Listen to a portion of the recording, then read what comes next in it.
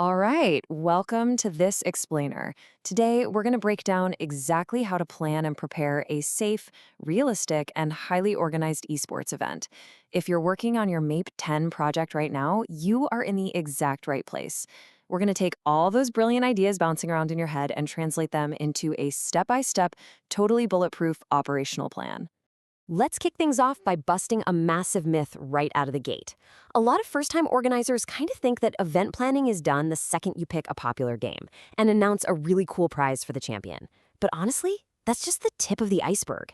It's literally like throwing a massive party and forgetting to organize the food or book the venue. The reality is that a truly complete plan demands rock-solid rules, reliable tech, tight schedules, a realistic budget, risk control, and above all else, participant welfare. Choosing the game is fun, sure, but the heavy lifting is in mastering the actual operational reality that makes the whole tournament possible. So here's our game plan for today. We'll cover the reality of esports, management basics, our 6-step blueprint, budget and contingencies, and finally, testing and safety. All right, diving into part 1, the reality of esports, concept versus execution. You know a truly realistic and safe plan? It lives right at the intersection of your brilliant event concept and your actual boots-on-the-ground operational prep. Your idea for a tournament might be absolutely fantastic, but it has to be rigorously tested against your actual resources and physical limitations before it can become a reality. An ideal plan on paper is totally useless if you don't actually have the bandwidth, the computers, or the time to pull it off. You've got to convert that raw concept into concrete rules, schedules, and safety measures. Moving right along to part 2, management basics, looking at the core functions.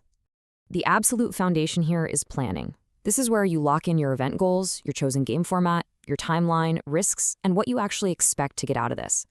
Planning is all about setting these clear boundaries before you do anything else. Because if you don't have a clear plan first, you're going to end up doing the same work twice or completely missing crucial tasks later on. You have to know your destination before you hit the gas, right?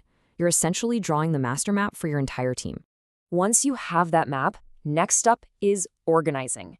This is about making sure every single person on your team knows exactly what they're accountable for. It means assigning specific roles and arranging the actual physical and digital stuff, the equipment, the software, the venues, and the people. You're building the machine that's going to execute your plan. When you're organized, your team knows exactly who to yell for when they need a missing HDMI cable or who's on the hook for updating the live bracket. The third pillar is directing. Now, let's be clear, directing is not micromanaging. As an event lead, you shouldn't be breathing down everyone's neck. Directing is really about guiding your staff and players with clear leadership, open communication, and decisive action. It's about giving people clear authority so the event runs smoothly and fairly. If a dispute pops up mid-game, directing means your referees know exactly how to handle it without pausing the whole tournament for an hour while they figure it out. And wrapping up the basics, we have controlling. Think of directing and controlling as a continuous, endless loop. Controlling is just keeping an eye on your live operations compared to your original plan, and then fixing problems the second things go off track.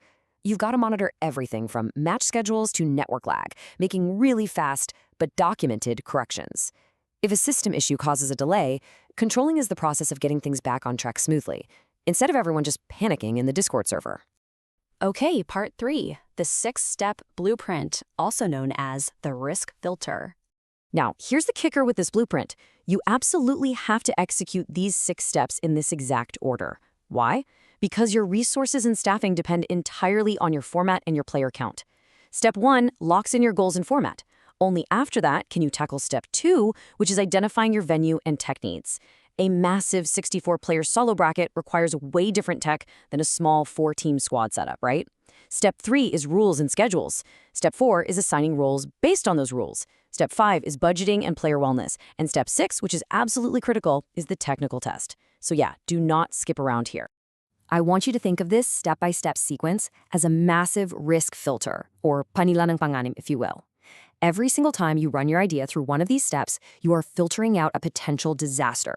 In the early planning stages, this filter catches things like device shortages, weird scheduling conflicts, or not having enough staff, and it catches them early enough for you to actually fix it.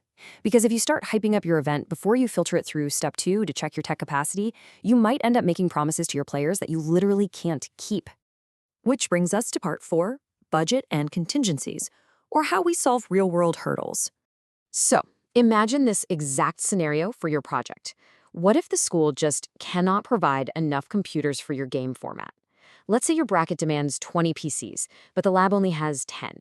This happens all the time. It's a super common operational crisis. And let me tell you, the absolute worst answer here is to ignore the math, push through, and just cross your fingers on event day. So, how do we handle this? First rule, do not rely on improvising on the day of the event. That's a recipe for chaos. Instead, you make decisions based on actual realistic capacity. You adjust the format or the schedule early. Maybe you cut down the number of simultaneous matches, or you switch from a double to a single elimination bracket. You only go hunting for extra resources if it's actually doable. Whatever route you take, document the new backup plan, and most importantly, make sure the changes keep things totally fair and equal for everyone playing. This leads us naturally into contingency planning. A solid backup plan isn't just shrugging and saying, we'll figure it out if it happens. You have to answer 4 very specific questions. First, what exactly is the problem? Second, who is the one person with the authority to actually make the call? Third, what is the exact backup plan, like failing over to a secondary internet line? And fourth, communication. How are you announcing these changes to the players? You need to think this through because backup options require their own resources. You literally can't use a backup internet connection if you never budgeted to buy a secondary router.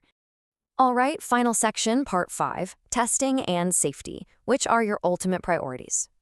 Listen, I really need to make this abundantly clear. Technical testing is absolutely not optional. No way. Your event is simply not ready until you have run a full live stress test on your devices, the game accounts, your networks, the bracket software, and your comms. You could have the most expensive tech in the world, but if your staff is confused about their roles, you aren't ready. True readiness only happens when the people, the processes, the gear, and the safety plans are all dialed in and tested together. To make sure you're actually ready, treat this checklist as your ultimate proof. Before you go live, ask yourself, are the rules and roles actually written down? Is the gear truly tested, including all those backups? Is your budget spending money on what actually matters, or just on flashy prizes? Have you planned out proper screen breaks, ergonomics, and safety for the players? And here's a huge one. If there is an unchecked item on this list, does it have a specific person assigned to fix it before the event starts? Using this checklist stops so many predictable problems from ruining the competition. And all of this builds up to our golden governing rule. Participant welfare is the ultimate operational priority. Seriously, never, ever sacrifice your operational readiness just for hype. It doesn't matter how insane the matches are. If your players are exhausted, playing in unsafe conditions, or dealing with network drops that make them feel cheated. Protecting the health, safety, and fairness of your players, that is your absolute highest duty as an organizer. As we wrap up this explainer, I want to leave you with one final thought to take into your MAPEH 10 project. Take a step back, look at your plan, and ask yourself honestly, are your people, processes, resources, and safety plans truly tested and completely ready for event day? Make sure every single detail is locked down, tested, and documented before that very first match even begins. Because when your plan is realistic, safety-focused, and organized, you are guaranteed to put on an incredible event. Good luck with your planning, you've absolutely got this, and thanks for learning with us today.